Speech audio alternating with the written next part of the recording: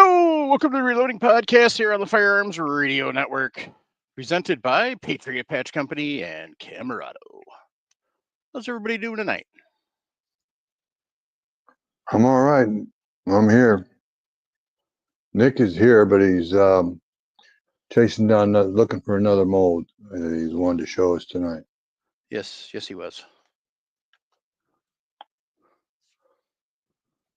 So, what's the topic tonight, Michael? I don't know. Casting. Are we going to make a movie? No, I got to grab one of those fishing poles that's over there. Mike's got himself a lead lid. And you know what's nice about that? You know what's nice about that ladle? You don't have any sprue when you're done. There you go. Now you can see the fishing poles. So I got to grab the fishing poles because we're going to learn about casting tonight. Oh, wait a minute. Not that casting, you bass chaser. A different type of casting. We've got about a 15, 20-second delay on YouTube. Yeah, that's normal. I'm going to turn YouTube off. That's what you get for trying to watch YouTube. Yeah. Get yeah, distracted. Rumble and YouTube usually have about a 10 to 15 second delay. So. Anyway, Mike, what I like about that ladle you've got there is you take and put that in the sprue and the funnel of the mold you're casting in. You have a very little sprue when you're done. It's a little slower for pouring, but well, I mean, in fact, it's a lot slower, but it's a lot better too. You don't have quite as much waste. Mm-hmm. How much does that ladle hold? 8 ounces? No idea. I've never used one of those, but I've always admired it. I take it back. Yes, I did. Somebody loaned me one and I gave it back. It was too slow for me. When I cast, I want to make bullets. I don't want to fiddle around with a casting ladle. Anyway, we'll get back to the ladles later. Oh, that's right. We did some things in Guns and Reloading this week, didn't we? I don't know. Did we? How about it? Go ahead. You go first. You're the host of the show. Hi, Gracie. Ross, say hi to Gracie.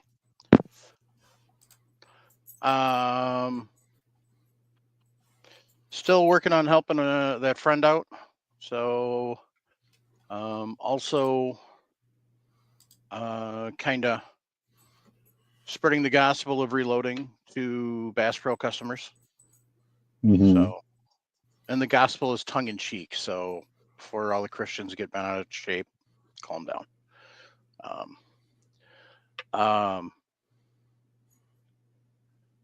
But I had an interesting customer Saturday morning, brought in a Winchester Model 64, made in 1936.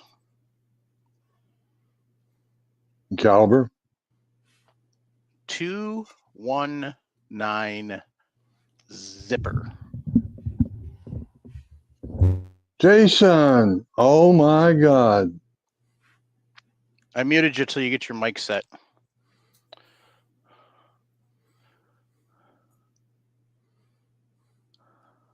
You should be able to unmute yourself, Jason, when you're ready. Welcome, Jason. It's good to see you again, bud. Thanks, Mike. I didn't think you could find it. I couldn't figure out where it was. God bless you, Jason. We've missed you. Well, thank you, Amen Mike. to that. How are you, gentlemen? Not too bad. Better than now that you're here.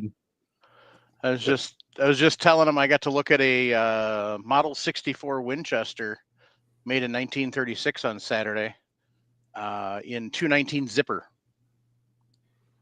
There's an old caliber. Realize they had 219 zipper back then. Wow. Yep. Yeah. So. Well, it is a smokeless cartridge. Okay. Jim was around. He knows. Put that over on your screen, Mike. I'm number one. I'm number one. I'm number one. What year did you say, Mike? 1936. That's when the It rifle was he's talking about it was made. because the cartridge was made in is designed in 1937. So the rifle's serial number is 36. According to Winchester, but the barrel says 219 zipper on it. So Interesting. Maybe it was sent back to Winchester, rechambered or barreled. Who knows? that's a possibility. The other possibility is it was a pre-release. Yeah. So Yeah. he brought it in to sell it, and unfortunately, it's one of those that we're not going to get anywhere near what it's worth. So I told him to take it to Kramer and Prairie du Chien when he wants to sell it. But what he wants is he really wants to shoot it because he never got to shoot it as a kid. It was his dad's gun. And originally it was his grandpa's. Then it was his dad's. And he never got to shoot it as a kid. And he wants to shoot it now. And the only ammo he's got is a original complete box from when the gun was bought new. And we both agreed that's not a good idea. Yeah. For two reasons. First and foremost, you don't know the viability of it. But second, and more importantly, that's worth quite a bit of money. Yep. So he's going to send me an email, and then I'm putting a shout out to see if anybody loads 219 zipper. So I figure somebody's got to. Nice thing. It's 30-30 parent Neck case. down. Yeah, it's 30 down neck to down. 224. Yeah. Super easy. And Redding makes a set of dies. Yeah, so does, I think, our CBS. Probably. I looked at graphs. No, it was Hornady and RCBS. I looked at graphs. They had two sets in stock. So I told him worst case scenario, if we don't find somebody else that's already loading it, if he buys the supplies, I'll load up some for him.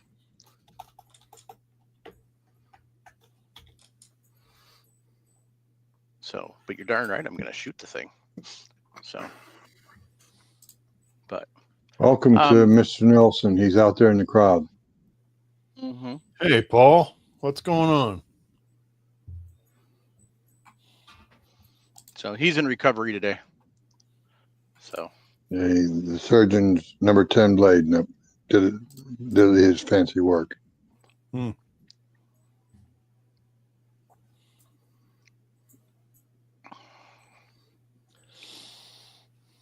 So yeah, and then my kid proposed to his girlfriend on Sunday.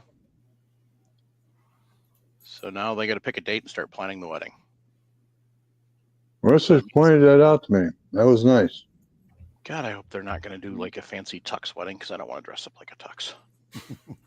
Mike, you've got some good-looking kids. I'll tell you that right now, bud. Thank you. Yep. Yeah, the genetics just carried over perfectly.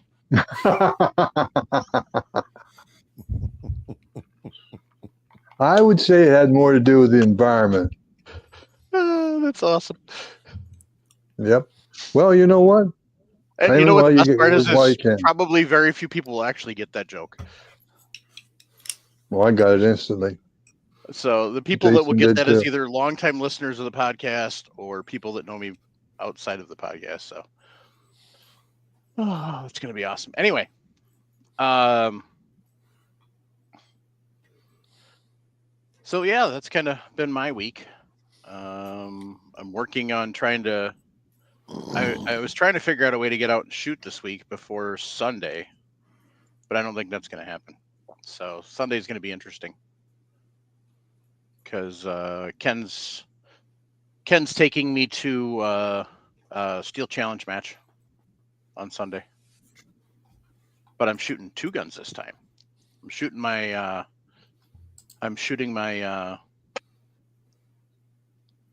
Smith & Wesson 22 pistol, and I've still got the iron sights on it, but I'm also taking a 1022 with a red dot on it. Cool. So that'll be fun. So I wanted to go to the range because I got a bunch of 25 round magazines, but I don't know which ones are the best. So, but that's not going to happen. So, because Yeah, if it comes down to it, Mike, just use the Ruger mags. they're all Ruger mags. Oh, They're all 25 round Ruger mags. I Once know the there Ruger mags became available, I stopped buying the cheap crap and traded them off. You bet. The Butler Creek ones, sometimes they work, sometimes they didn't. So, Mm-hmm. but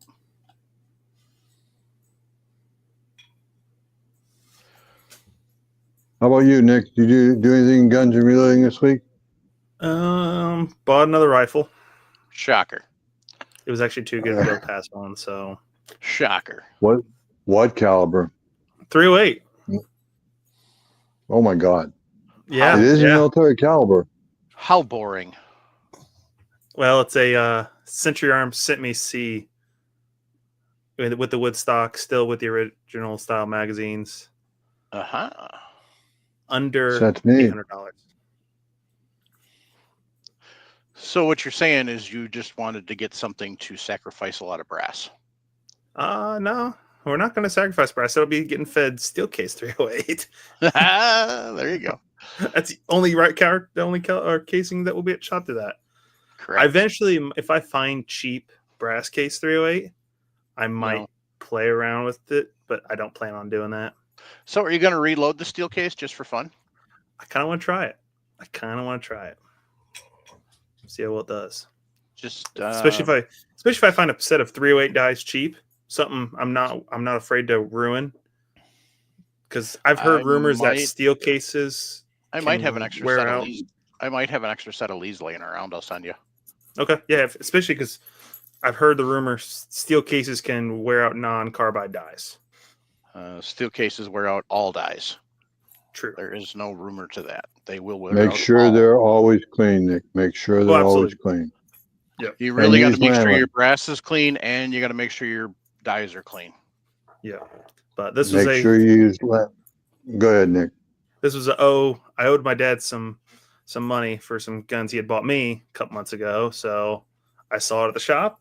I called him. It's like, hey, they got this, and he's like, yep. I'm like, okay. So he had been looking for one for a while, just didn't want to drop the $1,000 plus on one. So, but yeah, it came with 3 mags, about 20 rounds of ammo, but I'm not even going to shoot the ammo. Yeah. So,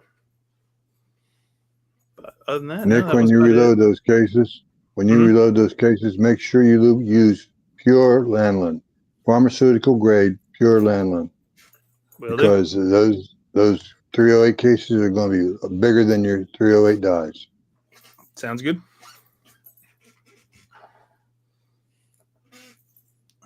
Well, Paul, I'll just call our friend Joel.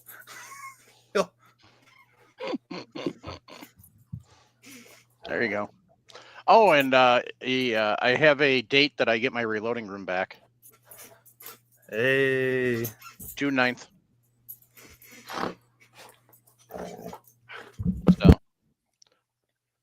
So why did you lose your reloading room? Because one of the kids moved back home for a bit. Oh. So he and his longtime girlfriend that had been living together for 3 or 4 years finally figured out, oh, wait a minute, we aren't compatible. And broke up amicably, finished out their lease, which ended at the end of February. But Eli's roommate isn't out of his lease till the end of this month. So instead of Eli trying to find some place to live for 3 months, we just said, why don't you just move back here? So I sacrificed the reloading room and put him in there.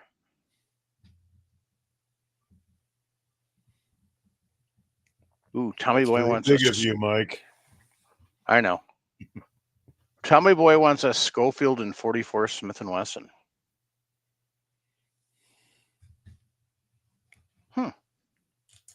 I wonder if Pieta makes one. They probably do.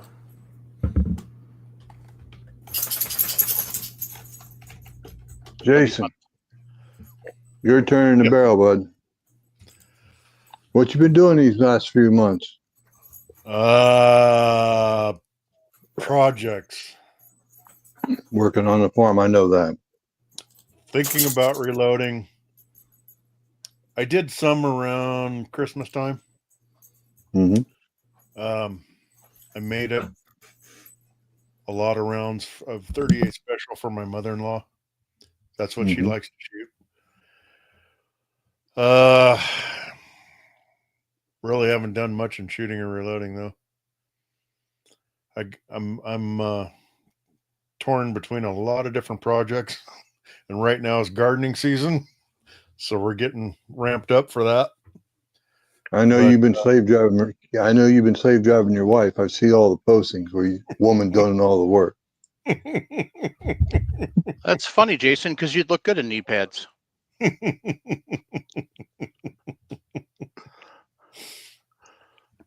Before anybody takes that seriously, I'm just teasing Jason. He puts up trash on Facebook all the time, and Kathy stands right up to his sorry ass. Yes, God I bless do. you both. So what you planting, Jason? Getting ready to plant tomatoes. Just got the potatoes in. Yep. Very happy we didn't plant tomatoes because today is hail day. It's been hailing off and fun. on all day long, and it would have beat the crap out of them if I'd planted them. So Yeah. might give it another week or so. Peppers are ready to go in. Onions are ready to go in. I should have actually got the onions in already, but I've been procrastinating. You procrastinate? Yeah, a little bit. Just a tiny bit. So with your potatoes, did you do it the old-fashioned way, where you bought a bag and then cut them up, let them eye up, and then stick them in the ground? No, Why not? I've done that. It makes them go farther, but I was lazy, so I just put a potato in. Oh, okay.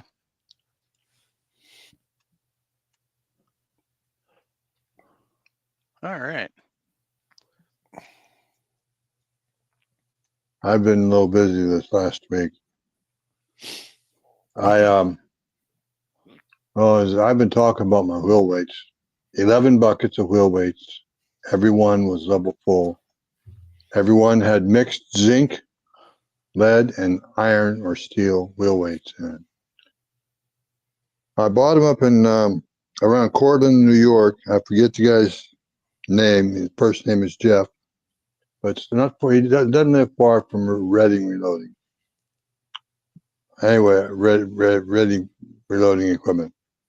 But anyway, he told me about it when I bought it. That's why he gave me a decent price. I paid about 30 cents for about 1,100 pounds of wheel weights. Ooh. 30 cents a pound. You guys can do the math. But anyway, I finished sorting them out this week. And it's interesting because I did find a few, drops where I put the steel wheel weight in the lead and so on and so forth. Even zinc went in the lead bucket.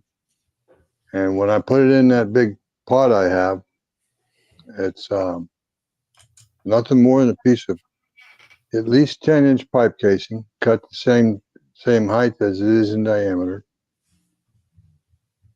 And I put it on a propane cooker, which most of us would use something like that for frying turkeys. And I melted down all those damn wheel weights in 2 or 3 days. I think it was 2 days. And I cast up a bunch of these. Mike, if you wouldn't mind, give me a solo screen. Ooh, those look tasty. Yep. Little biscuits. That's 1 pound of lead right there. 1 pound of wheel weight metal. And it came out of this mold right here that I'm going to put up on screen as soon as I take the scraps out of it.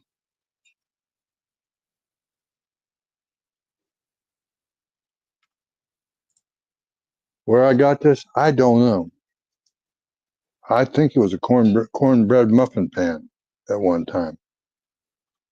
But anyway, and I also had made at work here a second, well, it's actually a third pan or mold. You look at this, see the end, triangular shaped ingot. It's about 6 inches long, about 1.5 inches wide across the front here. And on the sides, I had used 1.25 inches and 1.25 quarter-inch angle. And those weigh about 2 pounds. They'll still drop it down inside the Lee Production Pot 4, I think it's called. The one that holds 20 pounds. Yeah, you heard it clank. And this is the mold that I made.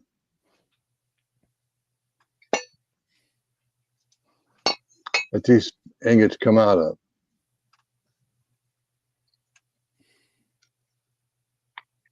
The ridges, the runners you see here with my thumbs on, that's 1.5 inch angle. Actually, it's 2 inch, 1.5 inches by 2. And the other cavities, shall we say, for lack of a better word, I believe they're 1.5 inches by 1.5 inches angle. Looks like it. But anyway, over the last week, I rendered down at least 300 pounds of, well, I'm going to call it bull metal now because they're not wheel weights. These were wheel weights, but they're not anymore. One thing interesting I found a few zinc weights in that I'd sorted accidentally, thrown in the lead barrel accidentally, and a few steel weights, of course. But it's interesting, the steel and zinc metal, the zinc didn't melt, but I also as soon as I got enough metal molten, I cleaned the dross off of it, and once I got enough to get it within, say, 3/4 inch of the top mold or the melting pot, I started pouring into the molds I just showed you because I didn't want to get the material too hot because I was afraid of melting down the zinc into the lead, and which is, well, supposedly I've heard over the years, never melt zinc into lead because it'll ruin your alloy, your mixture. Anyway, so that's what I've done. I haven't done any casting. My equipment has been put away for so long.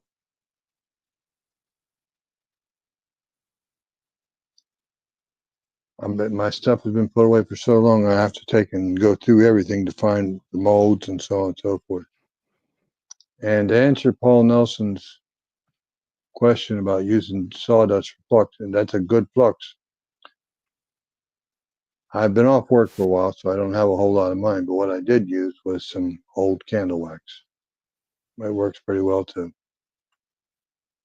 And what's nice is about that, yes, it smokes, but if you take a torch and light up the smoke, it'll burn black, and you can keep stirring the pot up, and it helps clean all the dust and the dirt and the dry snuff that's always on the bucket, in a bucket of wheel weights.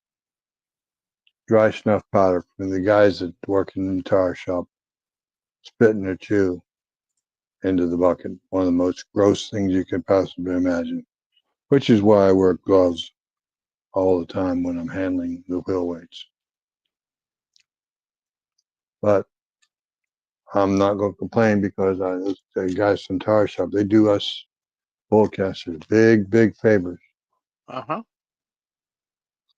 The other thing is too, tire shops aren't as generous with their wheel weights as they used to be. A lot of them have contracts to recycle their wheel weights. Yeah, especially the national chains. Mm-hmm. The other problem you run into nowadays is the problem you ran into is most of it's zinc and most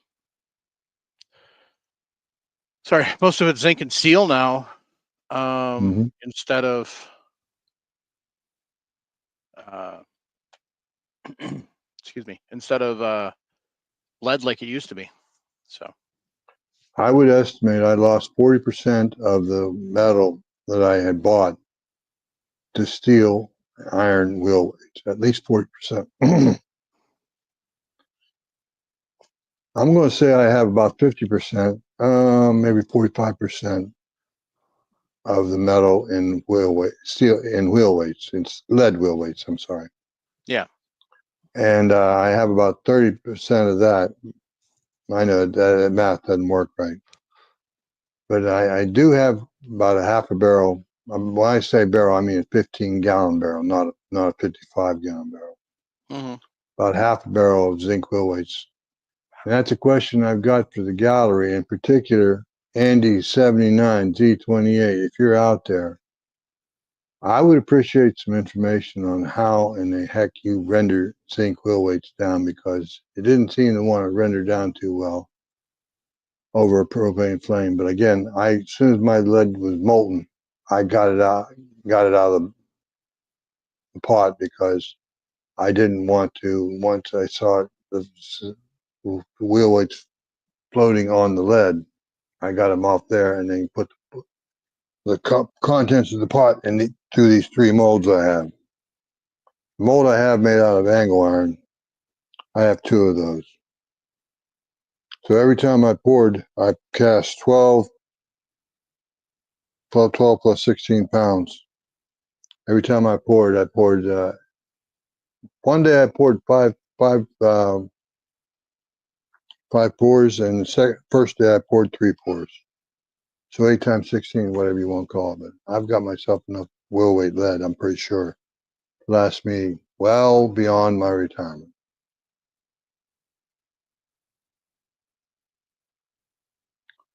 And that's the first step we bullet makers, bullet casters have to accomplish, is to clean up our wheel weights, get the steel out of them, get the zinc out of them, get all the stems out, tire stems, all the crap out of it.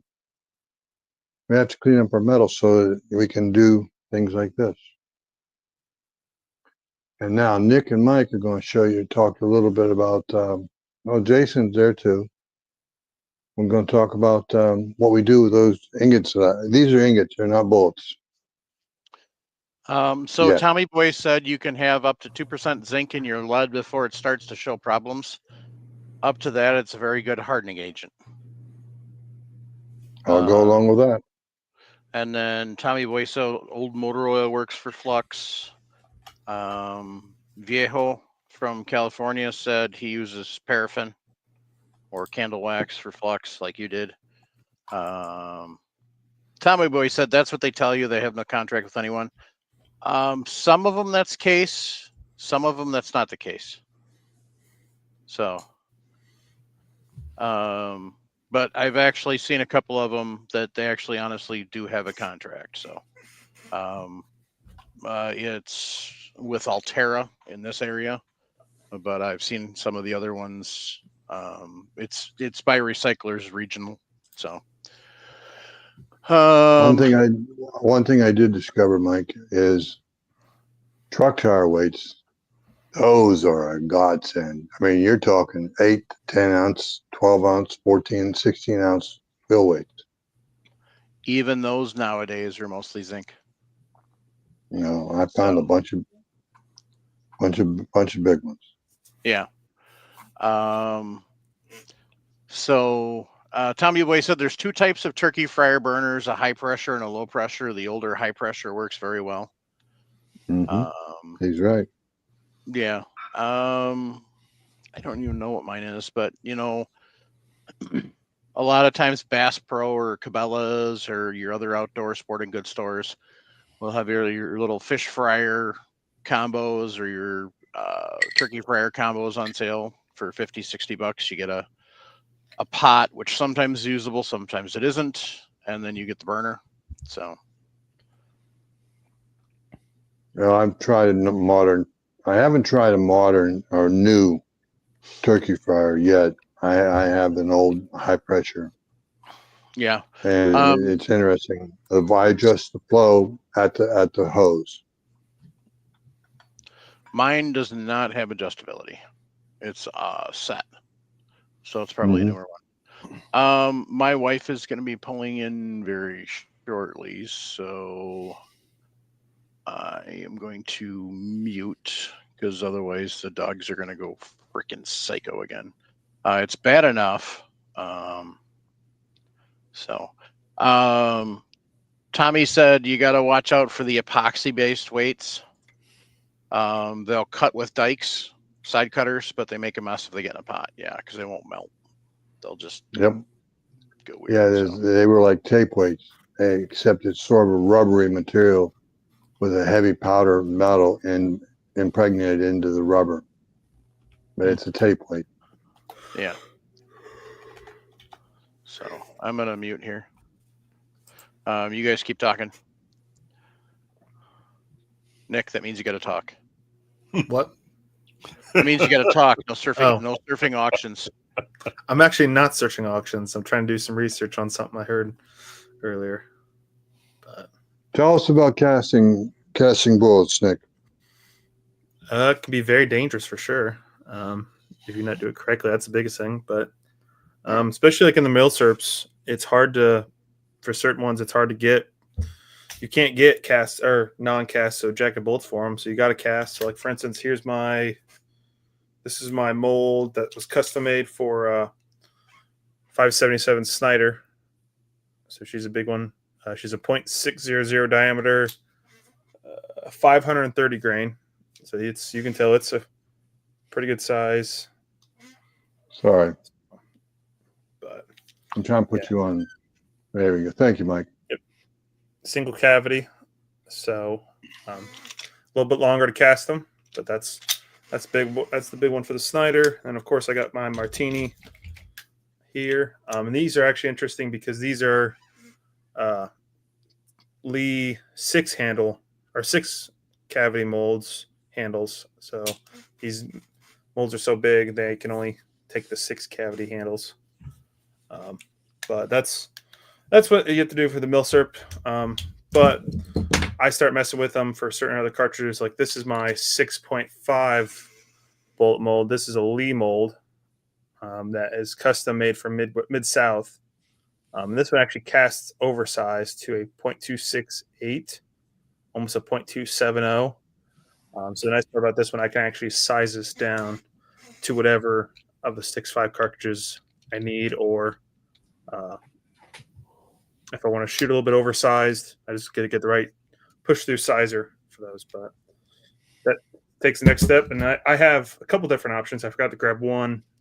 I have the Lee push-through sizer bushing for a little setup that just locks into my press that just pushes through, and you just order the diameter you want. So they got 264, 265, 266, probably about 80, 90 different diameters you want.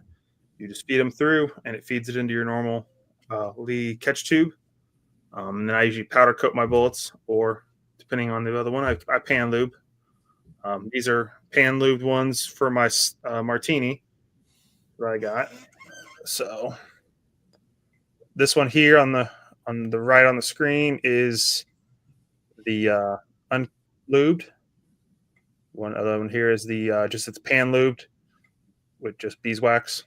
So, but eventually I'm gonna have this set up where I just use my RCBS Lubomatic.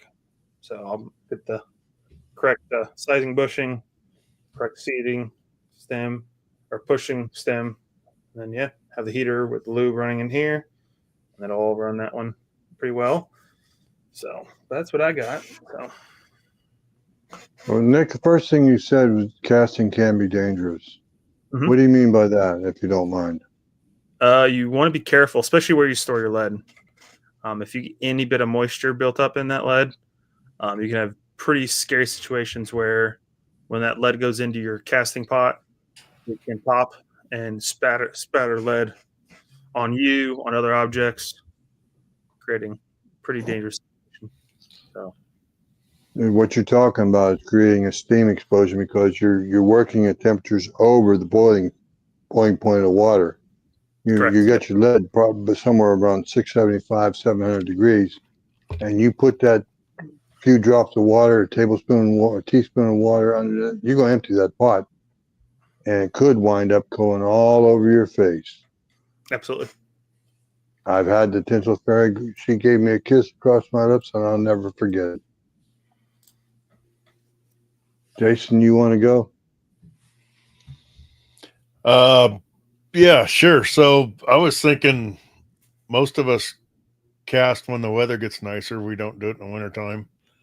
And at one point I had experience where sweat dripped off my forehead into my pot as I was looking into it. And I got kissed by the tinsel fairy also.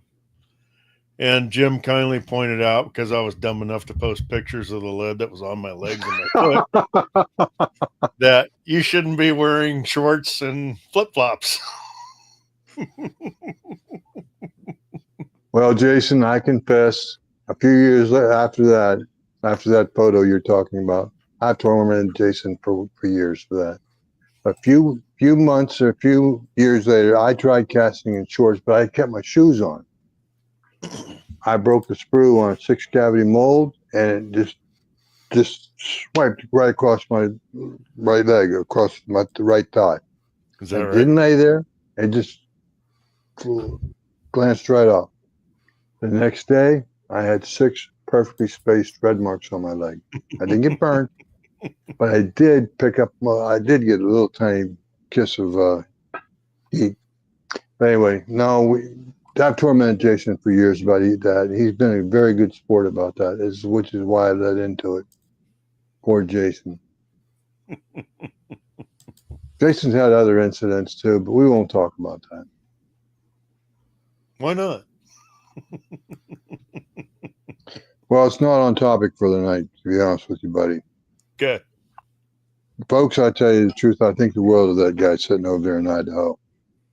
I think he made a very tough decision a couple years ago to move the hell out of one of the worst states for gun owners to live in and moved up into God's country that's free. Freedom lives in Idaho. You know, I always heard it was cheaper to live in Idaho. And once I moved up here, I strongly disagreed, because in California, if I went to a gun store and I was interested in a gun, I had to wait 10 days for it. And usually I went, I'm not that interested. I go to a gun store in Idaho, I can have my gun in 5 minutes, and I tend to buy more guns while I'm here. So therefore, it's not cheaper. I'm in the same boat, Jason. It's been that way since I moved here, Kansas, out of Illinois. I know the same feeling. Hey, gentlemen, welcome Yes. to freedom. Right on. Oh, yeah. See, that's the problem. Viejo said it. Too many Californians are moving to Idaho and still voting the same way they were voting in California. There is that. Taking their damn California attitude with them. I was talking to a guy from Tennessee. He said they were starting to move there. I said, you better get yourself a cattle prod, and you start talking to them. If they say they're going to keep voting the way they were in California, light them up until they change their mind, because otherwise they're going to screw your state up just like they screwed California up. Yep. If you don't believe me, go ask Colorado. Go ask people in New Jersey and New York how badly they've screwed their own government up. No, I'm talking as far as Californians moving out of California because they screwed up their own state. They move somewhere new. They continue to do the same thing, and then they screw up the new place. That's why Colorado's so screwed up now. Isn't that the definition of insanity? Doing the same thing over and over, expecting different results each time? Correct. Yeah. So, all right. So I'm back. What did we miss? All right, Jason Dory laid himself bare and made a confession about not wearing shorts and sandals while you're casting. Yep. So, Mike, who's editing nowadays? Chris. Hey, Chris, how's it going?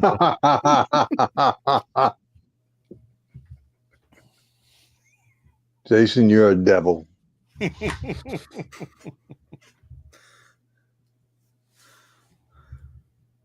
anyway, so tell me about the actual bullet casting procedure, gentlemen. Jason, you don't say too much very often. How about telling me, how do you actually pour from your Lee production pot? So I warm up my mold. I kind of tend to like a hot plate, but I know when I started, Jim, you taught me to put a rubber band around the handles to keep it closed and just stick it in your pot for, I don't remember what you said, a couple minutes or whatever it was. Yeah, this is the front corner. Just to And heat that. the purpose for the rubber band is to hold the mold closed so he doesn't get let in the cavity. Yep. Because a cold mold, it doesn't work well. You got to heat it up. Once you get in that rhythm, you'll figure that out. It'll come to you. So you kind of learn. I kind of like the hot plate thing. Worked better for me. Hot plate, using a hot plate to warm up your bowl molds? My mold, yeah. Okay. And then start pouring in, and usually takes me a couple 3 or 4 tries till my bullets start coming out nice instead of wrinkled or whatever. And that's when you're getting your mold up to temp. You'll notice it. And then you just kind of get a rhythm. And I keep a little dowel with me to knock my bullets out, knock my sprue plate off. Mm-hmm. Rubber mallets work, but the heat's pretty hard on them. It is. A little chunk of hardwood like oak or something like that will stand up a little bit better than that piece of pine 2x4. Yep. How about you, Nick? Tell me about your casting procedure. It's pretty much the same as Jason. That's kind of how we do it. We do the trick where you take your pot and you just put your mold down inside the pot to keep it warm. Eventually, I'm gonna get the hot plate method, but that, and then I am usually running either 20-1 for if I'm casting for the old cartridges, or then I'm running either regular like linotype or just regular lead. So I kind of have to really be careful. So I may double check, make sure I'm not mixing the two. So I usually, once I'm done, I make sure I empty that out. But going back, I just do that. I let my bolts sit in there a little longer, especially the bigger cavities, because you want to give it plenty of time to cool in the mold. So I let them sit in the mold a little longer before I dump them. And then I use one of the Lee little mallets, little wooden mallets they have. And then, of course, break open the sprue, open up, and then I tap right on the nut.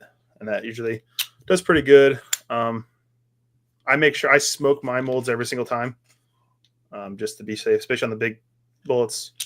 So just an old birthday candle, light it, and then open it up, and just you want to get those things as basic as black as you can on the faces. So, but that's really it's most of us have the exact same methods. Everybody's just got their extra little steps they might take differently. So. Well, myself, when I'm warming up a mold, I actually want the mold too hot. I would rather have to wait when I'm starting out casting. I'd rather have to wait on the mold to cool, and and then break it open, because it's easier for me. To me, it seems more productive. And Mr. Viejo out there, I like your attitude. That's the one thing I don't do, is I don't wear a full face mask. I have them. I use them for string trimming, but I've never used a full face mask. But I've been known to cast in my safety glasses with side shields. Because that tinsel fairy, that bitch, she'll bite your ass every damn time. and she'll leave scars. Well, except your ass, because your ass is old and wrinkly. She doesn't want him to touch that. You're still number one with me, Mike. Yay! So this is That's a believe- production pot 4. So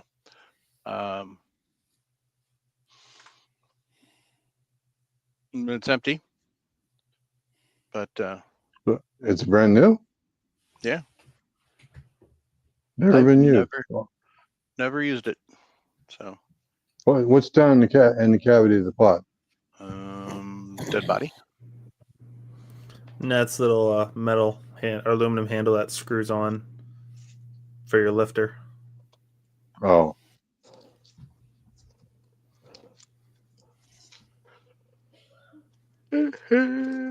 Mine came fully assembled.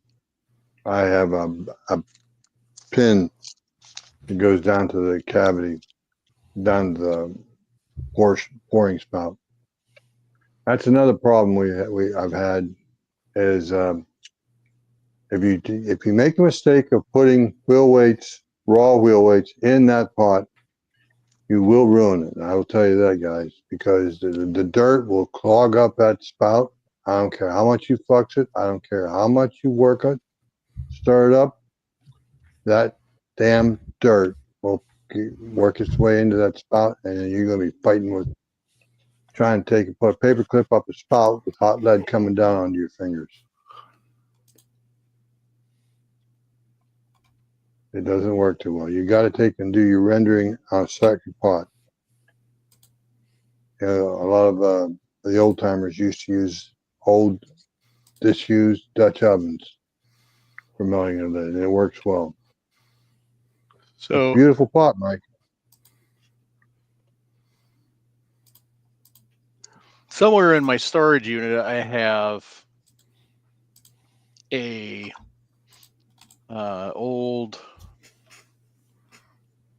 another pot, but I don't remember what it is. So, but yeah, this one's never been used because I've never had the reason to. So, but there's the underside and the forever leaky. So, Mm-hmm.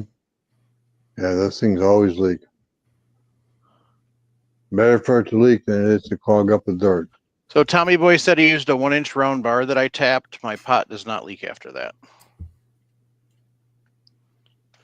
1-inch round bar wear. So,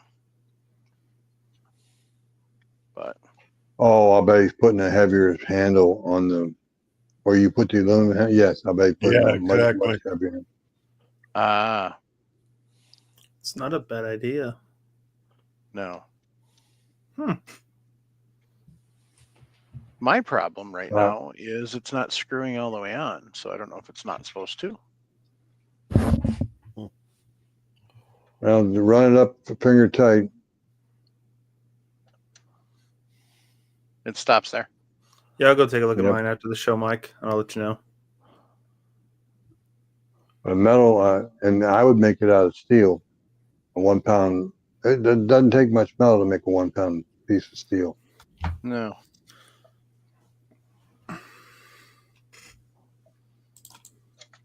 Especially if it's 1.5 inches in diameter. If He you can says- get it on there. Go ahead. I can't read what he's saying. Can you tell my mouse isn't playing nice? Oh, he's talking about taking the rod out of the pot and hit it with lapping compound and rub it into the hole to help it seal better. So this rod here, take it out. So there's a bolt here, bolt on the bottom to get the bracket loose. And then this should unscrew. And then you take that rod out, and then you're going to put lapping compound On the point. Yep.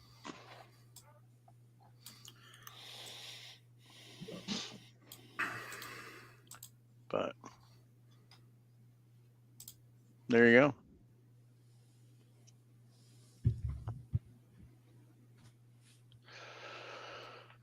So that's that for now.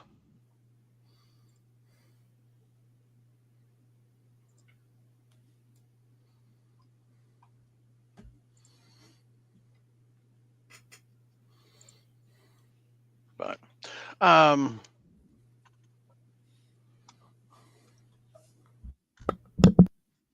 don't know what else I got in here. I got a box of molds and other stuff that I got from somebody.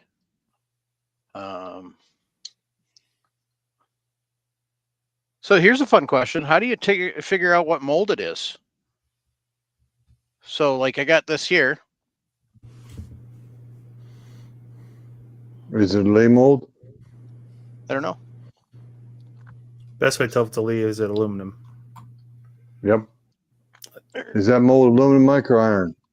Look like iron. Like iron, yeah. It looks from far away. It looks like a Lyman mold That was my guess. because the handles look Yep. Lyman style too. Seiko's, Because they have that round. They have that rounded off nut portion. Seiko used to make. I don't know if they still do it now. I think they do. Used to use cast iron for the molds. That would be Redding.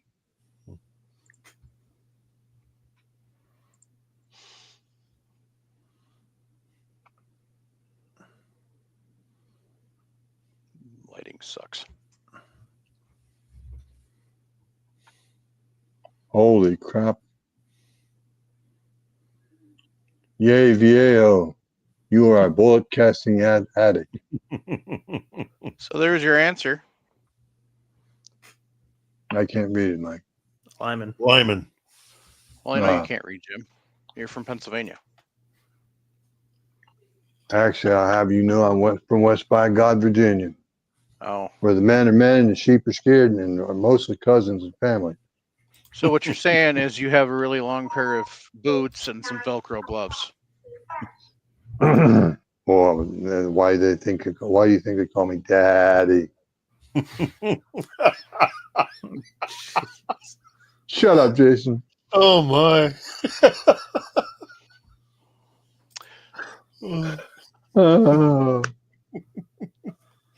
You ain't gonna beat me on that one. Nope. So on your Lyman dies, there's numbers on the side. And if you can't read it, what you can do is you can take your fancy smartphone and take a picture.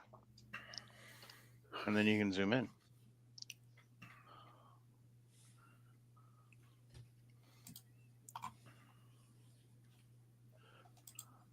That looks like an old Ideal mold, which Lyman bought up. Bought the rights to produce, but it probably will tell you the bullet shape and the bullet diameter in the numbers. But if you're going to take a picture, you should make sure it's on the light. So.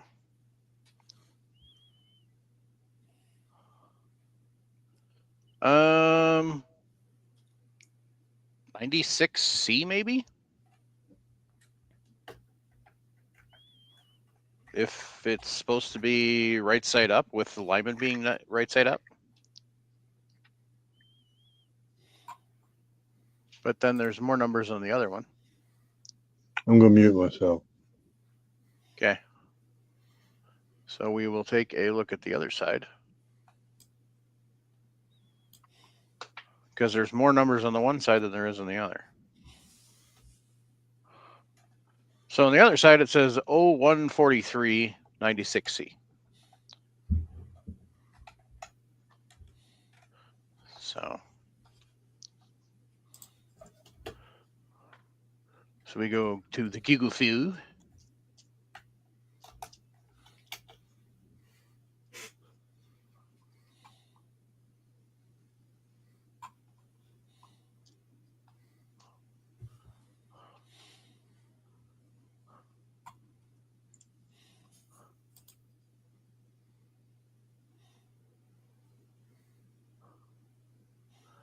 And it looks like it's 41. It's for 41 Colt. Which would make sense because the person that I got these from has a 401 Herters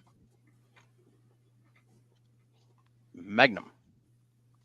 So that would be the correct projectile for that 401 Herters Magnum.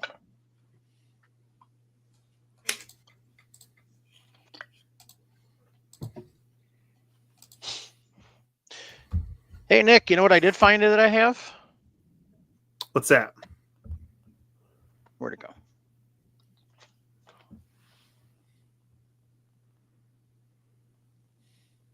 Focus.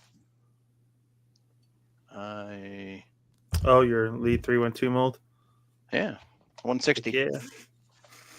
That's one of my tried and trues. Because you can take that thing and size it down to anything in the 30 cal range.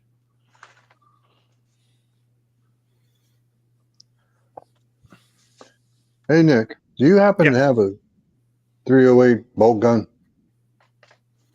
I do. I have a 1903 A3 Springfield in 308. Well, you know, that's a great one to put cast bullets through. Oh, yeah. Mild loads and all that. And you can run that thing forever and you won't hurt a thing. I use that same mold that Mike's got there at 312 160. Is it what? Yeah, it's like 312 160R, I believe, is the actual number from Lee. Yeah. I use that. That's the bullet. I got single SDs in my Argentine Mausers. Nice. I don't doubt it. Yeah, that mold on top of accurate 5744 powder. I was in the single digit SDs. I'm jealous. I've never gotten down that low. I think What we're talking about, folks. 5 out of 5 rounds it was single digits. I think after up to 10 it was like 13, which still for a cast bullet on accurate 5744, I'm not complaining. Nope. Now, what kind of accuracy did you get down range? That's what one inside looks of like 4 inches. Well, Nick, were you shooting iron sights or are you shooting with an optic? Iron sights. I just wanted to show people what they look like when you smoke them. That's a smoked dye or mold, I should say. Mm-hmm. How it's all charred like that. So, anyway, sorry to interrupt, Nick. You're good. Actually, I'm gonna see if I can pull up that. I have that load chart here on my computer. Let me see if I can pull that chrono data up.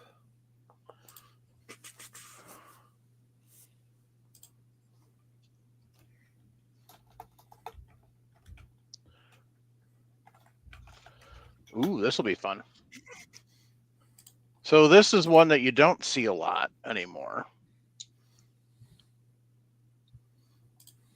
Round ball. Round ball. Black powder. 44 cal. So handgun ammo. So here was that same 312 160 grain R mold on accurate 5744, 5-shot group, standard deviation 10, extreme spread of 32. And that was at 100 yards? 100 yards. I believe it was about a 4-inch group, if you don't hold me. And that's iron sights, which for a gun that was made in the 1890s, I'm not complaining. Heck no. Not at all. So that was one of them. The other 5-shot group later that day had a 17 standard deviation extreme spread of 46. And another 5-shot group was a standard deviation of 15, extreme spread of 45. So all under 20 standard deviation for a cast bullet. Well, the beautiful thing about casting like this and reloading, like Nick has shown us, he shoots a 5.77 Martini Henry. That's this big boy right here. They quit making ammo for that 50 years ago, maybe 75. If Nick didn't cast and he didn't reload, he would never be able to use that grand old gentleman of a rifle. Absolutely. Well, actually, you can.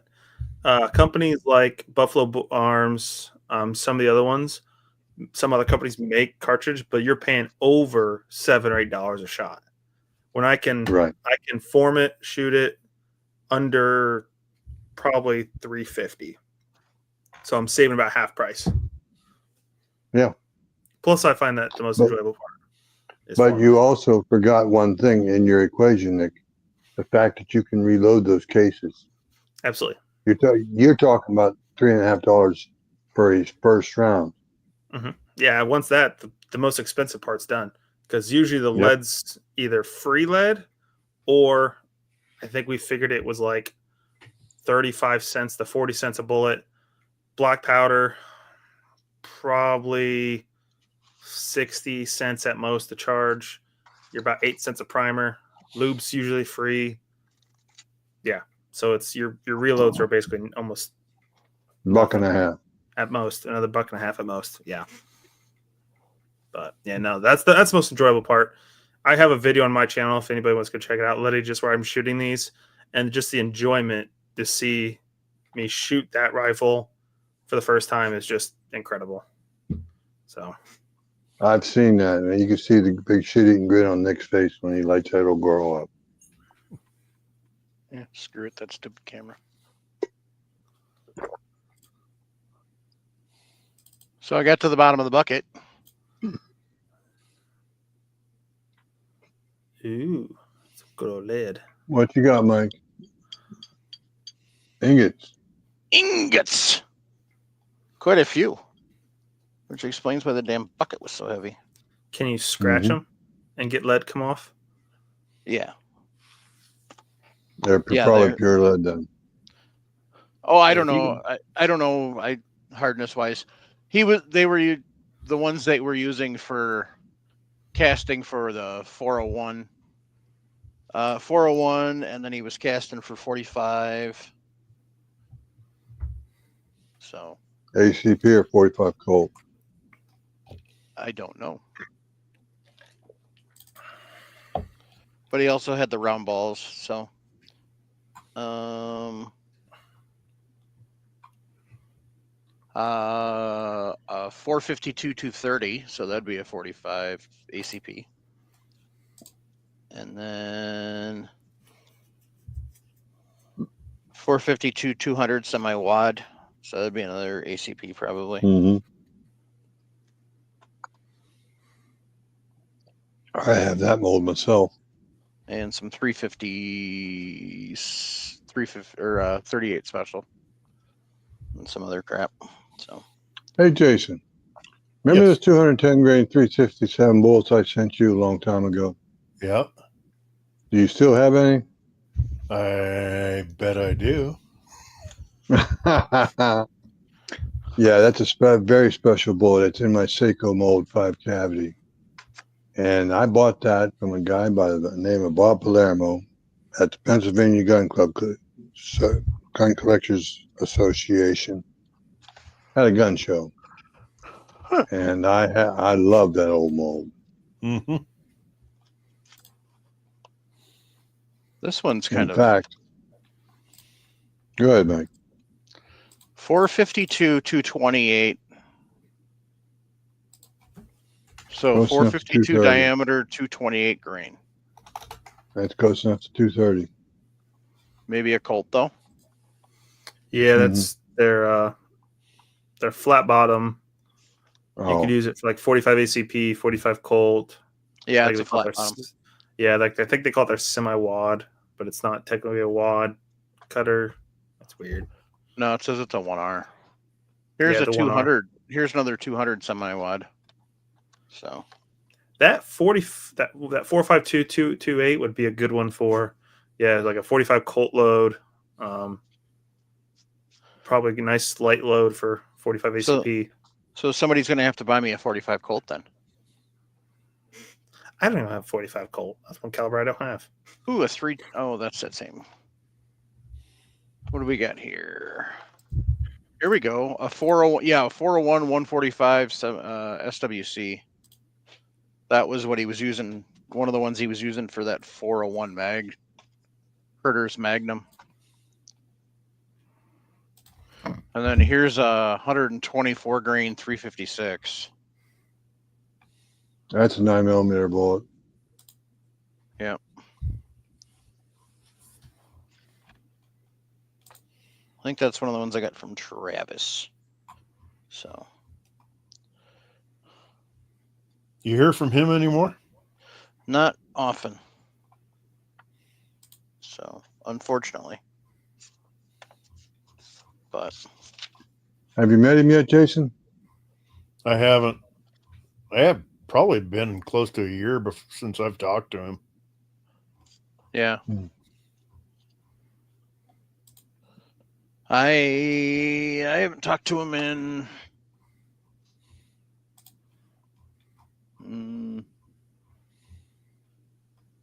what has it been?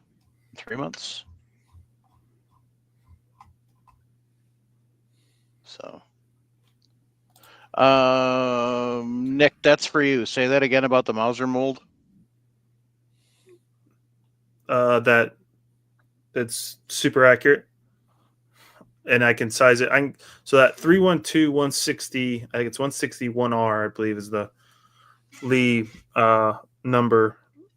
You can take that. I can load 303 Brit, 765 Argentine, 308, 30-06. Anything that's in the 312, 313 down to 308. So that's probably at least 8 different cartridges. And that mold works great. Ooh, here's a 155 2R.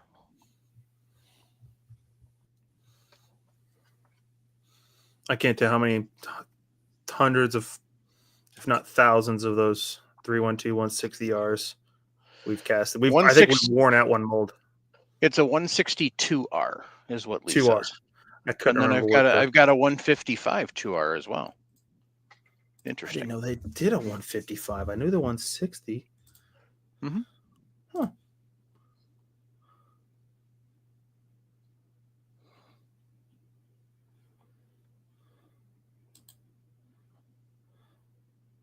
So cool. I've got something I can cast for both my Mark IV or whatever the hell it is, my Enfield and my SKS. Yeah, that we've tried those on our 300 blackouts. If I get a sizer, then I could use them in 308. Yeah, Mike, I'll send you the sizer stuff I use. It's so easy because the nice thing is if you want to change what you're sizing, you just change out the bushing. Yeah. It's just so much easier than having all the old school Lee sizing dies laying around. Yeah.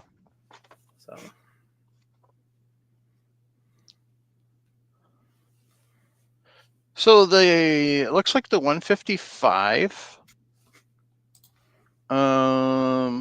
The lube rings are a little different than the 160. I have to look at because I know my dad's got the 160. That's the main one we use. I'm pretty sure it's the 160. I don't think it's the 155.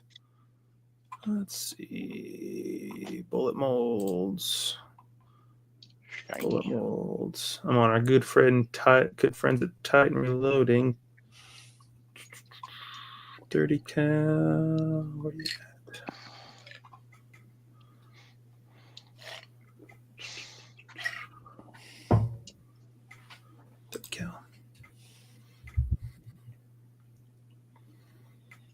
Oh yeah, that's the more the spear point one.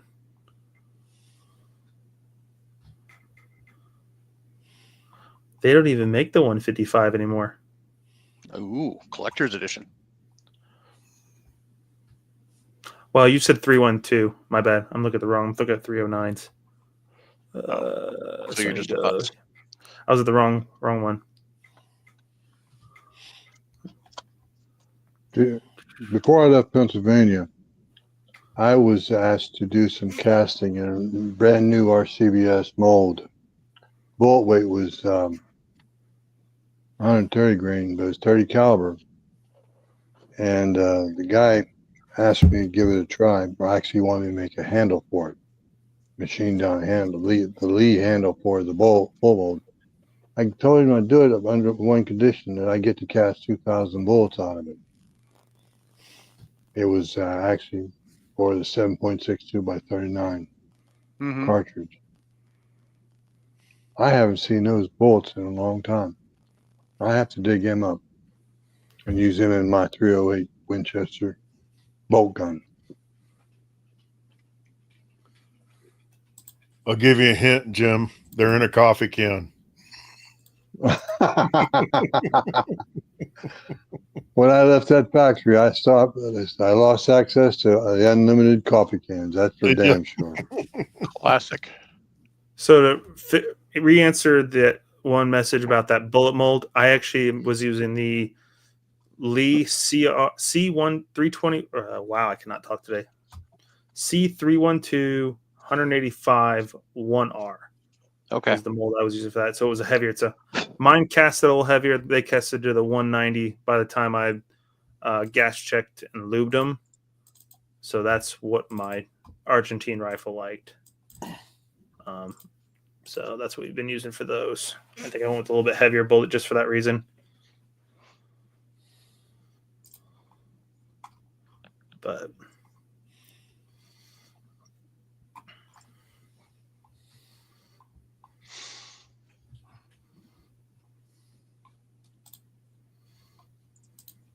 that'd be a good person to have back on the show sometime, Mike. Reach back out to, was it Dennis up there at Titan Reloading? Yeah. Be a good one to have back. It's been, what, 5-6 years? Easily.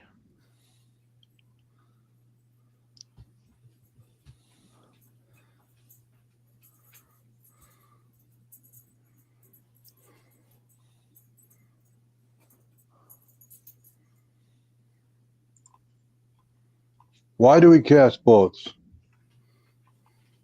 We're bored. Jason, why'd you start casting? To save money. Me too. How about you, Nick? Well, I know why you cast. Bring those old girls back to life. That save money and just to try something different. A little bit more of a challenge. You got that right. It's not difficult. It's just something different than buying jacketed bullets and then seating them. You got a few extra steps you have to take. The tough part is you actually whipped it. You whipped the tough part, but you start shooting over a chronograph and you get your numbers out there and you're actually trying to get everything as consistent as you can. Mm-hmm. When you start casting, you add a hell of a variable to everything. Because, True. 2 weeks from now, I might not cast the same exact alloy as I did 5 years from now or 5 years ago. Absolutely. That's why with the chronograph I used to create that data, it's the Competition Electronics Pro Chrono DLX, which I still have. I just don't use it much now that I got a lab radar.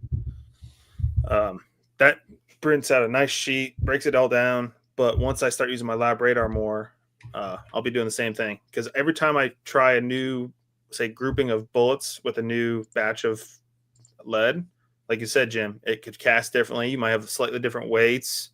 You might not see an imperfection in that bullet, but there might be something slightly different about it that changes your velocities, your impact zones. It's going to change everything drastically potentially on your impact downrange. What Nick's alluding to is the fact that the alloy itself, the more lead you use, the higher percentage of lead you use, the heavier your bullet's going to be. And most of us just use straight wheel weights. And God only knows what kind of a mixture you've got right here in these bars I've got right down. But what I can do is I just keep blending them together. I might cast 10 pounds, and I'll turn around and add 5 pounds back and wait for it to warm up and get hot. And I have an old spreadsheet. I can track it down. My dad and I've had it for years. And what it does is, say you want to find the perfect hardness, you can get where you can say you want a hardness of, say, 13. I can add, say, 5 pounds of pure lead. I can add 2 pounds of tin, 2 pounds of antimony, and you can kind of calculate in this chart to figure out what your Brunel hardness is going to be on this chart. Yep. I'll try to Yep. track it back down and get over to Mike so he can post it in the show notes. I do believe Mr. Richard Lee put that in his book, Modern Reloading, second edition too. Yeah, but this is a fillable, like Excel fillable chart with formulas built into it, and it's got it broken down like price per pound, but there's such old prices, but it still gives you a good idea. Prices are too damn volatile. Yeah, well, like I was just looking 20 to 1 5-pound ingots are anywhere from $25 to $50 shipped. It's like such a wide range of pricing for that.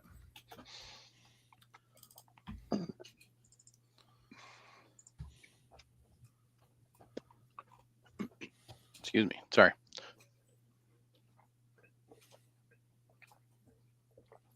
Jason, what do you do with your dross? I have a stainless steel pot I collect it in, and when I get enough of it, I put it back into my pot and try to get some more lead out of it. Right. Do you ever bother taking it to a recycling center? I used to. I don't know if there's a recycling center close to us. Scrapyard. But I think scrapyards are paying like 10, 12 cents a hundredweight. I'd take a lot of steel to make 100 pounds. Yep. I think I interrupted you, Mike. Forgive me. I don't know what I was going to say. So, but I got a comment up there from Tommy Boy. Said, think about this. Viejo is going on over 2 years of casting with new molds, and he still has some he has not cast with yet. And then Tommy Boy said, or Viejo said back, I'm starting to run low on new to me molds. I need to hit eBay in the forums.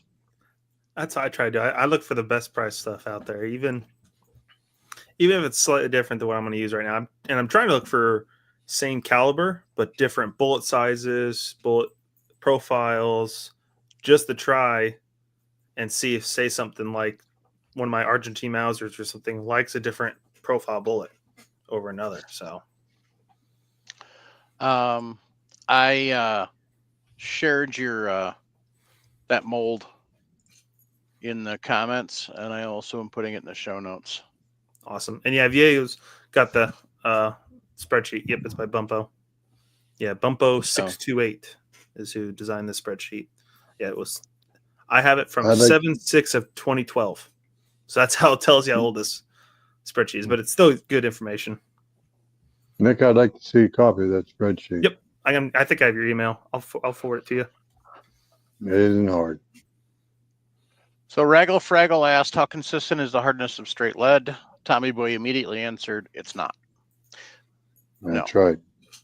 And that's why most people don't cast with pure lead. Because it's never pure. Exactly. It's not true pure. You can buy certified pure lead, and we've done it. We do it when we're casting for like our old muzzle loaders, like Springfield, or not even trapdoors per se, even precursor that, the 1863 front stuffers. Really, you just want it soft enough to grab onto the rifling and prevent the fouling. Well, it's not going to last long when Nick's out there shooting a 475 bullet. I mean, my God, folks, that's more than 1 ounce of lead. Yeah. And when you're casting these, your pot goes down very quick. Oh, yeah. Casting these things. That's why when I buy, I'm usually buying in 25, 30 pound increments from whoever I buy it from at the time. Tommy Boy, we needed information on that mold. Chop. So he said Kyle Lusk talked to Jamie about the 7.62 bullets he has out of the mold I designed. They shoot awesome in every Mosin or 303 Brit I've seen. Yeah, so I might need to hear that up too, especially for the 303 in Mosin. Yeah, Tommy Boy, chop. No, I'm not hanging on. You should have this information for us already. Chop. Yeah, Roto metals is pretty good. I started using Zip metals a little more. They're a little bit Yeah. cheaper. Zip has. Billy wants to know, are shotgun slugs better off made with pure lead or an alloy? You want expansion, and you want it on the softer side. Is the key with that? So usually it's going to be more towards the pure side, the theoretical pure side. So the softer the better on those kind of things. Well, how in the world am I going to tell if I'm making a soft alloy or not, Mike? Spend a crap ton of money and get a hardness tester. Well, actually, Because you don't. they're not cheap anymore. Or I forget learn what how I to do the paid pencil for mine. test. A lot of people are saying I using a have a- Bernal hardness of 15, which should be. That's pretty hard. That's what I thought. I'm like, that's just line type 2. Yeah, I'm thinking more like BN6. Yeah. Let's see. Bernal number 6 alloy. Or Now I not gotta go alloy, find but that. the hard. Now I gotta go find that freaking video again. We need our. And what I'm trying to get these heathens to talk about is the Lee hardness tester. Everybody hates the damn thing because they're very difficult to use Not until you anymore. figure out a way to hold them steady over the dent. Not indention here. anymore. I heard you. I was trying to go your way. What'd they change, Mike? Loads of Bacon made a mount for it. And Okay. that's why they are popular. And that's why they expensive now. Well, the price on those and the Seikos have skyrocketed. Yeah. So but yeah, if you go over to Loads of Bacon's Discord, he's got them. I think he's still got them for sale. It's on the Reloaders Network, I believe, for sale. Yeah. What is it? 3D plastic, 3D printed? No, it's a little fancier than that.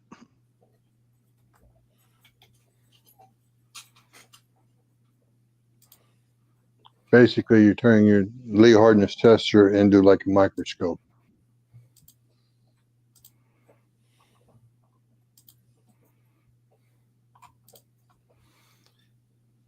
Hey, Mike, I got a link in the. I'm gonna throw a link in the side chat in the private. You can pull it up if you want. Okay. Yeah, because he doesn't have it pinned anymore.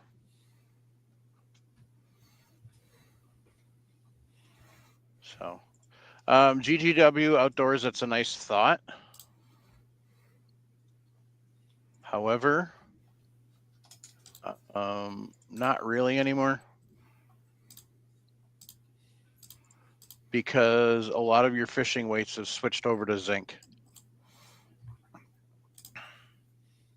So I'm going to put this in the show notes.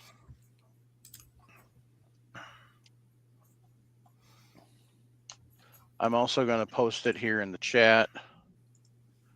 So he made a, I'll just share it quick.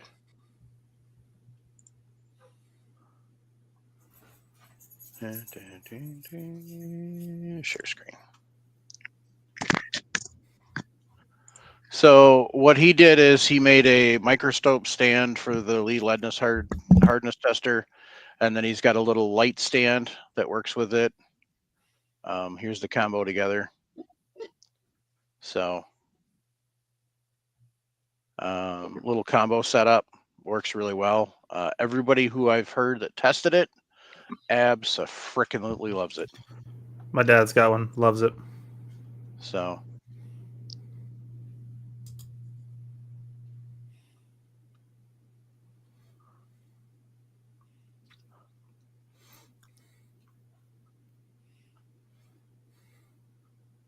nice. Billy said he snagged a 100-pound sheet of X-ray room wall filling, and his brother's a plumber. So We were joking about somebody was Okay. talking about sailing today, and I said I want a sailboat.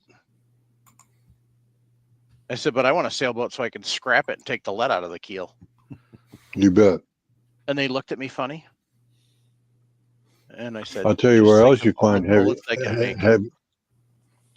Look for the counterweight and heavy equipment on, like an excavator, Forklift. the counterweight, yeah, and the back end of the excavator.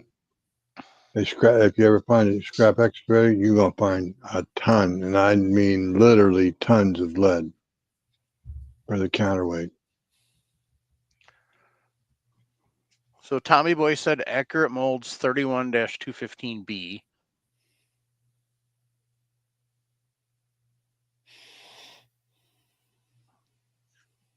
Is that the one that you made? Is that what you're saying, Tommy Boy? So.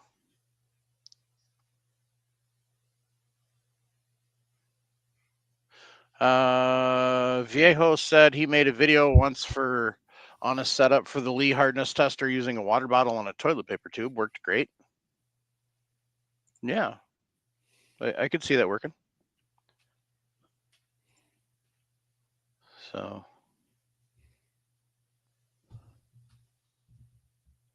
Right now I'm looking for the hardness tester.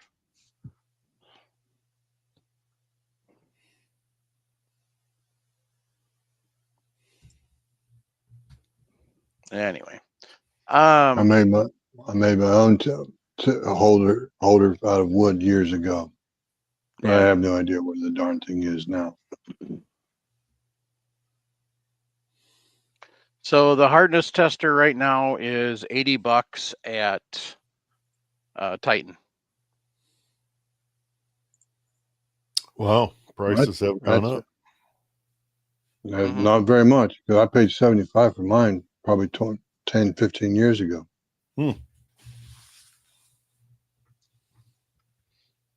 So I'll put a link for that in the show notes. And then I'll go to Brownells and get the Seiko one as well.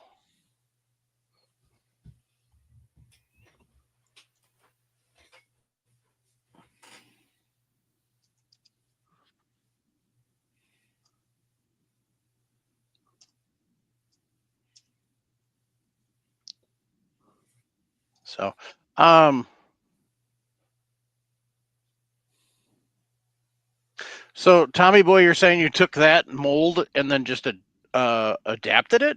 Is that what you're saying? So.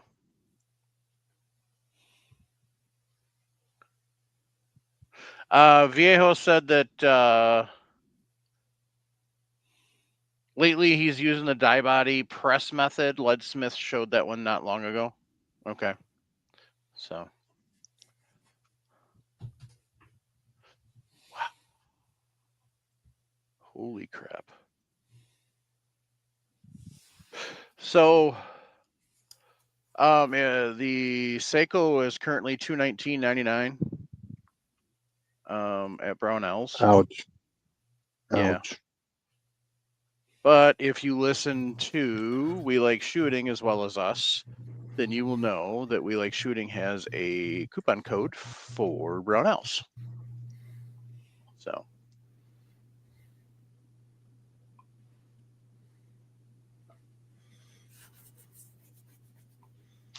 Oh, so you designed the mold and Accurate made it. That's cool. It's a nice looking mold. I'm looking at it right now. You want to throw a link in the chat quick? Yep. So that way I can just add it to the show notes.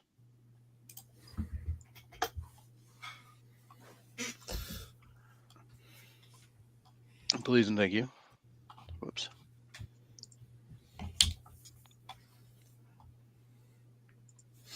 I might have to look at one of those eventually.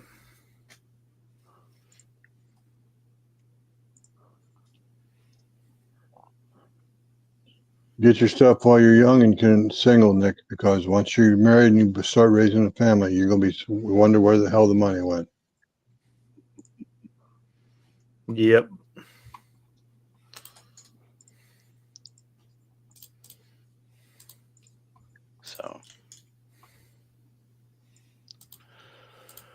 All right, gang. Da-da-da-da.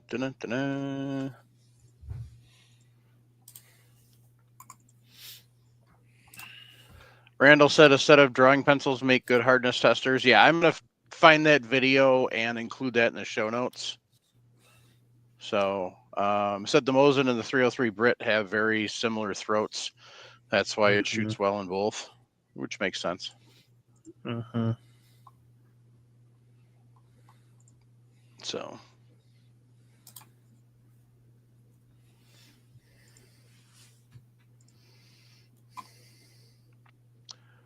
But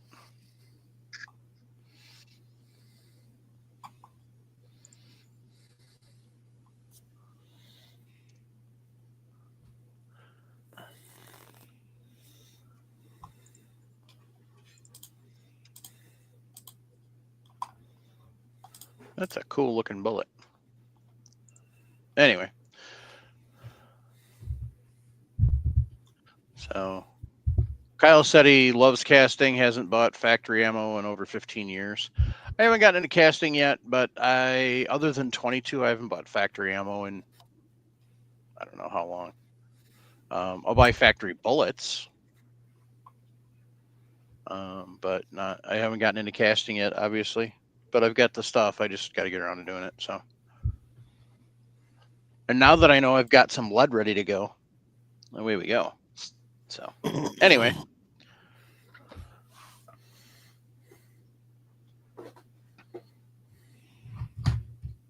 Yeah.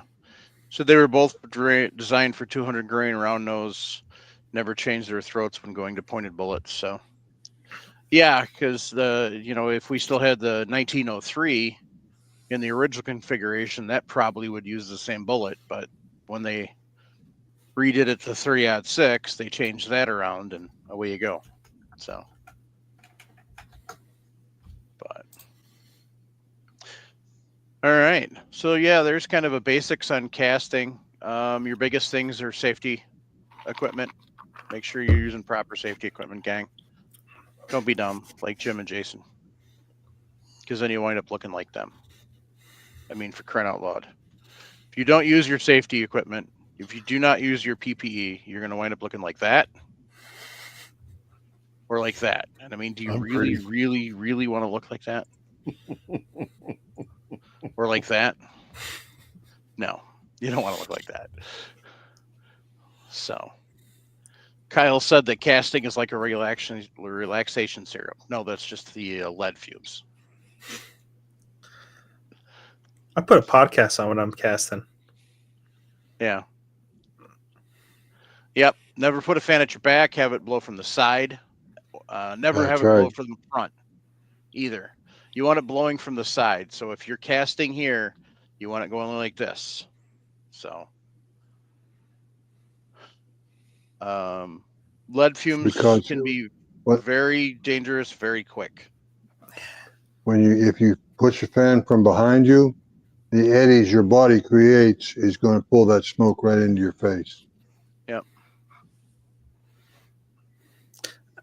I can say that for a fact. Lead fumes don't do good because I've smelted down range scrap bullets. Probably, I think we did about 2,000 pounds in a day, and the wind ended up kicking around and turning and sitting all that lead fumes back to us for about a third of the time. You feel it the next day. Yep. You don't want to move. You just feel down in the dumps. No, you don't feel good for a week. But I got plenty let out of the deal, so hey, I'm not going to complain. Mm-hmm. Range scrap is actually pretty soft if they're using factory bullets. Yeah, a lot of our stuff is we cast as range scrap because a friend of ours would always get the range scrap bullets from the traps at a local range back home, and he would just give it to us, and we would just smelt it down, cast it into ingots, and yeah. Yep. Can't tell how many hundreds of bullets so far that stuff's used. Exactly. So. And it's considered recycling in a way. It is. It Yep. is. Absolutely. It is, absolutely. Look how many wheel weights are in this 2-pound bar.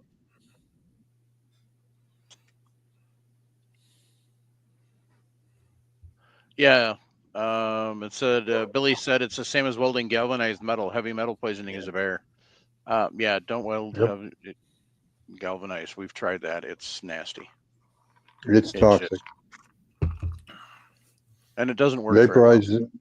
Vaporized zinc is toxic. Yeah, and trying to weld galvanized does not work very well. That's the problem. Is you got to have it so much hotter. So, but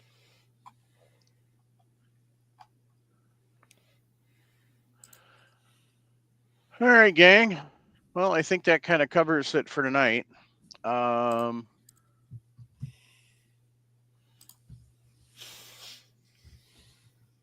But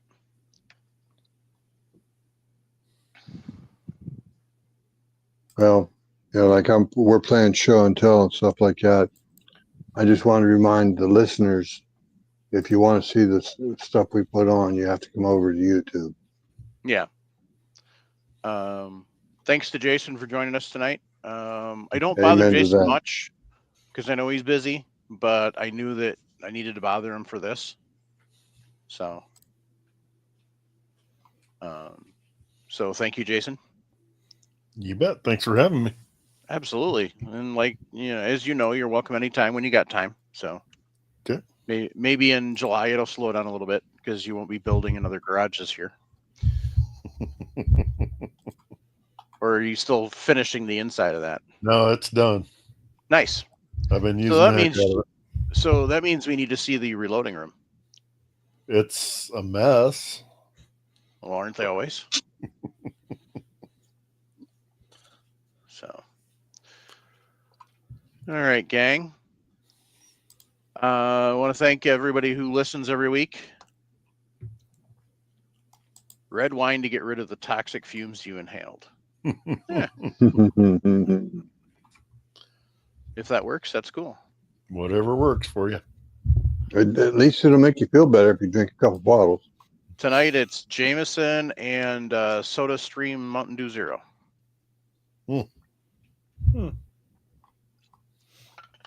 The wife got a Soda Stream for Mother's Day. So nice. What is a Soda Stream? basically, you remember the old root beer kits you used to have? They used to Oh, have yeah. for making Okay. your own root beer at home. Mm-hmm. And you had that carbonation thing. Yeah. For carbonating the water. Well, basically, a Soda Stream is the modern version of that. So basically, it's a system to carbonate the water. So you can make like seltzer water if you want. But also, Soda Stream has a license agreement with Pepsi to package and sell Pepsi's syrups. So like the actual Mountain Dew syrup, the actual Diet Mountain Dew syrup, the actual Mountain Dew Zero syrup, Pepsi syrup, Cherry Pepsi, Diet Pepsi syrup, you can get to actually use with your Soda Stream. So since I like Mountain Dew Zero, I can do this. But so yeah, Viejo said red wine can actually get or Tommy Boy said red wine to get rid of the toxic fumes. He said supposedly it attaches the toxins and you pee it out. I can see that because they do say a glass of red wine every day is theoretically healthy for you. And Viejo also said red wine can get rid of toxic women too. I shouldn't have said that on the air. No, you shouldn't have. Me, That's why I didn't read it. Blame that one on Jim Fleming. You need a filter. Dope. Anyway, Russ in Alaska says, glad you made time to be on tonight, Jason. Thanks. So, as do we all. Show notes will have the links in there for for the molds we talked about, and the Lee hardness tool from Loads of Bacon, and oh my goodness. Anyway, why do I always look at the chat? I always do that. Dang it, you guys! You purposely do that to me. I swear to God, they wait till I start wrapping stuff up, and then they start throwing more crap in the chat just so I'll look at the chat. What Tommy boy say this time? I'm not saying it. You got to squint and read. I'm covered by the share your referral link bubble. Okay. VAO put something else out there. I can't read because of the damn share your referral link bubble. Well, it's not my fault you're working on an iPad instead of a computer. So there. That's what happens when you do second-rate computer repair, guys. Dope. So, anyway, Tommy Boy said if you reload a shotgun, that Reloaders Network roll crimp tool is the best there is. I've heard that from plenty of people. So, it's definitely better than the Ballistics Products one. So, Yeah, thanks you. Thanks for the tip about your dad. so.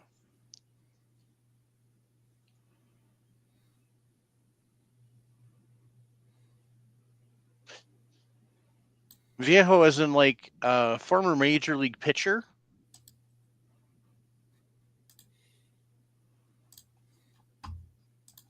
That'd be interesting.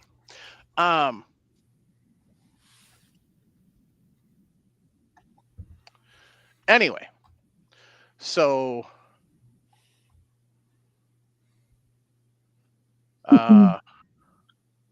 they won't stop, Mike. I know.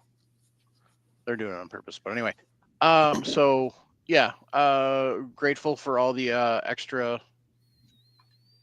Okay. Nope, not the picture. That would have been cool. But it's still cool. So Billy just sent me something in Discord, so I'll have to look at that later. I thought it was from Thingiverse. So I don't want to look at it now. Sorry, Billy. I'll look at it later. And then I'll give you crap in Discord about it. If you want to join Discord, send us an email, reloadingpodcast@gmail.com. I did post it in the Reloading Podcast group. However, the only people that used that were some spammers. And, I guess I should check it because it's relevant. Anyway, the only people that used it were spammers who then I got to slap the ban hammer on. Somebody made a 3D printer version. So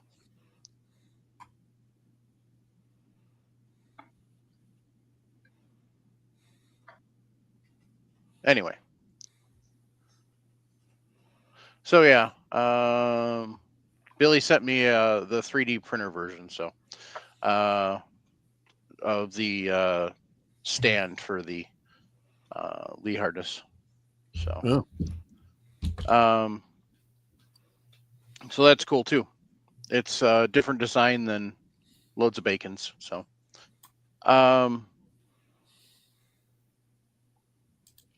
yeah, great topic. Eventually we're actually going to do some videos when I get around to doing that and stuff. So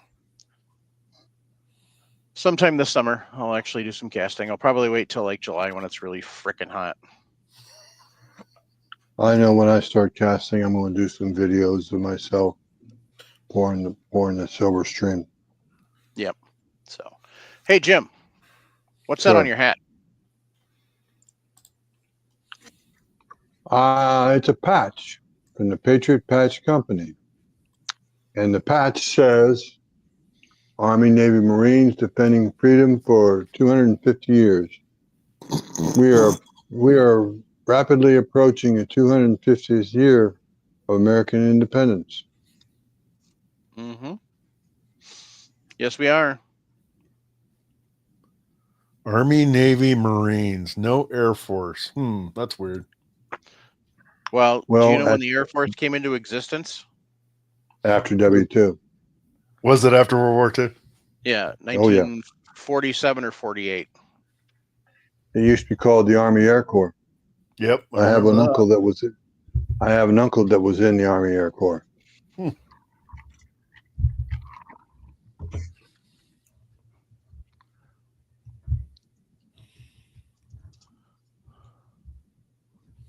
Hey, that's nice. I started typing in testing lead, and lead hardness with pencils is the first thing that came up in YouTube. So, anyway. Oh, there's a couple of them out now.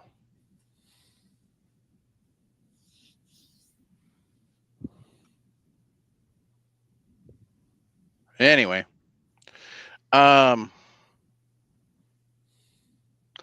Also want to take time to thank Camerado for supporting the show. Head over to camerado.com. Check out all the cool stuff Sean's got going on there. And use coupon code RELOAD for 5% off. So,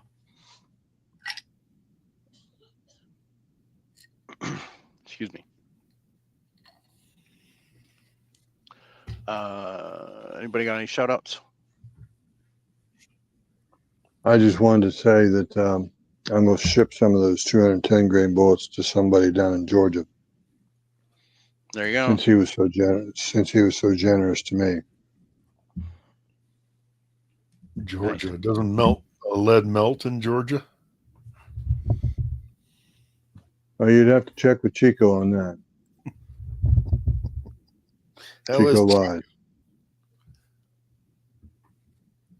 Say again, Jason? I said, how is Chico? I haven't seen anything from him in a while.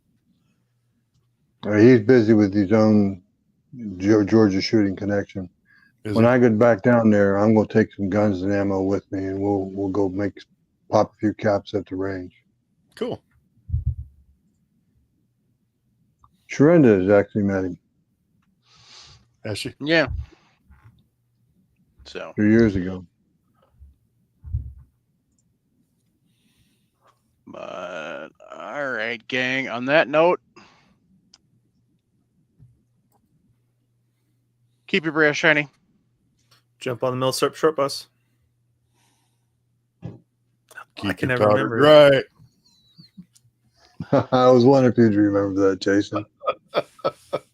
Support the Second Amendment. Join the NRA. Join the Gun Owners of America. Join Second Amendment Foundation. I'm a life member of the foundation, and I'm a benefactor member of the NRA. And someday I'm going to be a life member of the GOA. Support your local gun club. Join a gun club. Join an organization. I'm also a member of the North Carolina Rifle and Pistol Association. Protect our Second Amendment rights. Pay attention to the mailings you get in the mail. I just sent out something to my U.S. Senator, Tom Tillis, and I forget the other senator's name, and the representative for this congressional district of North Carolina. We're trying to get, they're trying to get the NFA pretty much abolished. National Firearm Act was 1934, Mike? 36? 34. But they're not trying to do the whole thing right now. What they're trying to do is just get the suppressors removed. So one bite at a time. I was just listening to Ghost kind of on the background. He has what's his name? The ginger guy. I can never remember his name. Who works for GOA. They're going to try to get what they have passed rules in committee voted on, and then hopefully by end of summer everything will be off. That's their plan. Yeah. So, they're trying to. Somebody proposed going to $5, but they said no. That's not good enough. We want cans off completely, and we don't want 4473s for cans either. So, which is true, because in Europe you can walk into a frickin' hardware store and buy a can. A silencer suppressor is nothing more than an accessory for a firearm.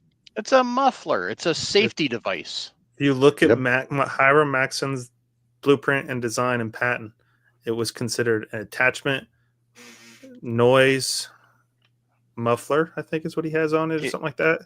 He had those words exactly in there, or something like that. He took his car muffler design and reduced it down to use on a gun. Mm-hmm. So, but it's a safety device, is what it is. Yep.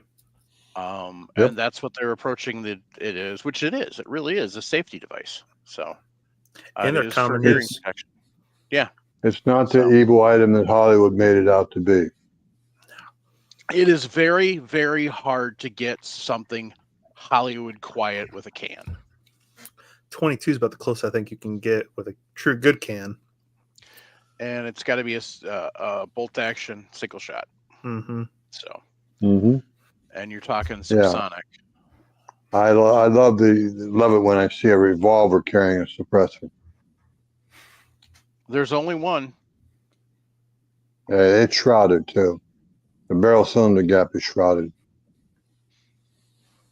So there's only one you can actually put a suppressor on and have it be effective. Wasn't that a Webley or something? No, it's you could technically do it. People have done it, but it was never designed for it. No. That is the Nagant revolver. Yes. It's got a cylinder seal. So the cylinder, when you're pulling the hammer back, that cylinder slides forward and seals to the chamber. Well, not really chamber, to where the barrel and cylinder make contact and seals off the gas from escaping. That's why it's the only cartridge where the bullet is actually seated 100% down inside the casing. So notice I said effective, not completely. It's not completely good, but it's better. What are the odds of that? There's some right here on my desk. Sweet.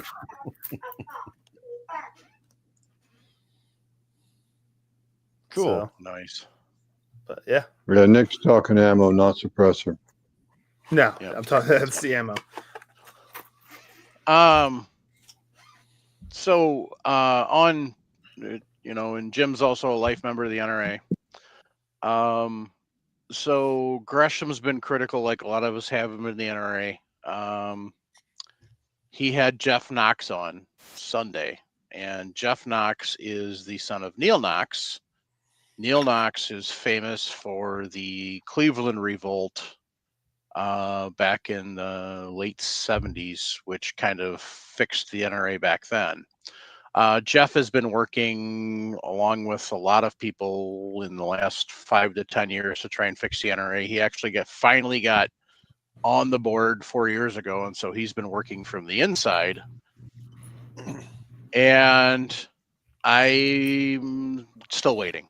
I want to see some results, but Jeff came out and said, yes, it's time to come back. He said that they got rid of. Screwed you royally, Mike. Yes, they did. They got rid of the last of Wayne's cronies in the high leadership positions on the board. So the last of them to really kind of cause problems and be in the way for the board in positions of power. So, like I said, I still want to see some results. So we'll wait and see what happens. But, but all of you life members and all of you current members, keep on them. So, vote. Otherwise, there's a lot of other, there's nothing to vote for right now, but you need to keep contacting the NRA. They're starting to really ramp back up the training programs, which is what they should be doing. They're really getting back into the politics and stuff, and they're starting to be a little more serious about,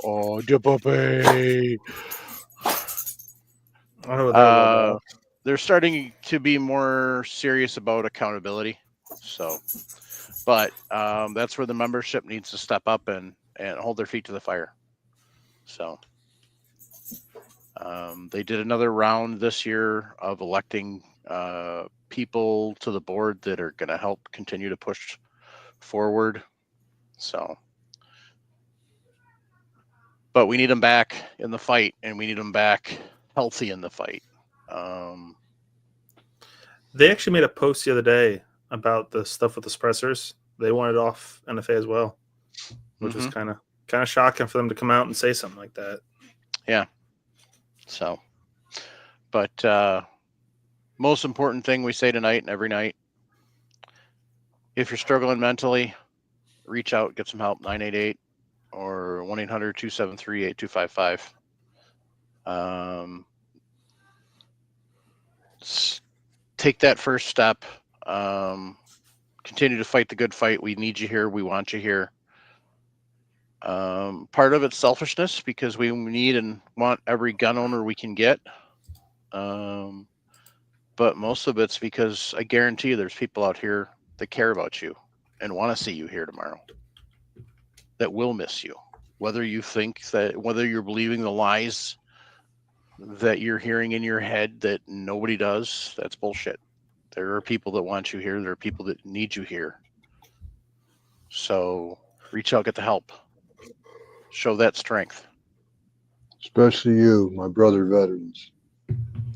Yeah. My Check in on your veterans. friends and family. Check in on your friends and family and people you know. If you notice they're starting to act a little different, kind of start checking on them more often. So there's programs out there to help, and there's a lot of programs out there to help without sacrificing your rights. So, all right, gang, take care. Keep fighting the good fight, and good night. Good night, everyone. Good night, all. Hey, y'all.